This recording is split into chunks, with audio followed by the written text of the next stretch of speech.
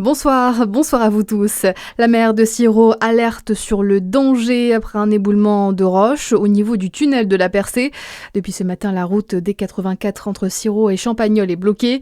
Une déviation a été mise en place par l'an pour les voitures et par Nozeroy pour les camions. Exception faite pour les bus scolaires de la région qui sont autorisés à passer par l'an. Les syndicats inquiets après les annonces du ministre de l'Éducation nationale. Près de 4000 suppressions de postes sont ainsi prévues dans le primaire et dans le secondaire à la rentrée de septembre selon l'AFP. Conséquence de la chute des effectifs. Il devrait y avoir 150 000 élèves en moins en 2026 par rapport à 2025. Près de 200 postes d'enseignants menacés en Bourgogne selon l'UNSA.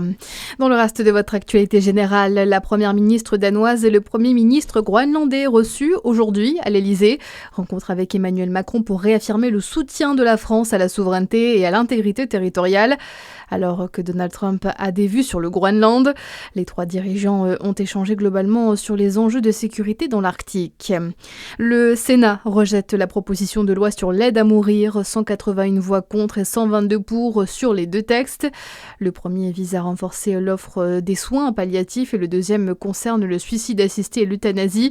La proposition de loi fera désormais son retour à l'Assemblée mi-février dans sa version largement adoptée en mai dernier par les députés. Et puis un mot de sport, car dans le Jura, on se prépare déjà à vibrer pour les Jeux Olympiques de Milan-Cortina. À moins de 2 semaines de la cérémonie d'ouverture, le ski club de Grandvaux a décidé de voir les choses en grand pour soutenir Quentin Fillon-Maillet. Le club formateur du biathlète tricolore veut financer une fan zone dans la salle de la Chaumus. Une cagnotte en ligne a donc été lancée.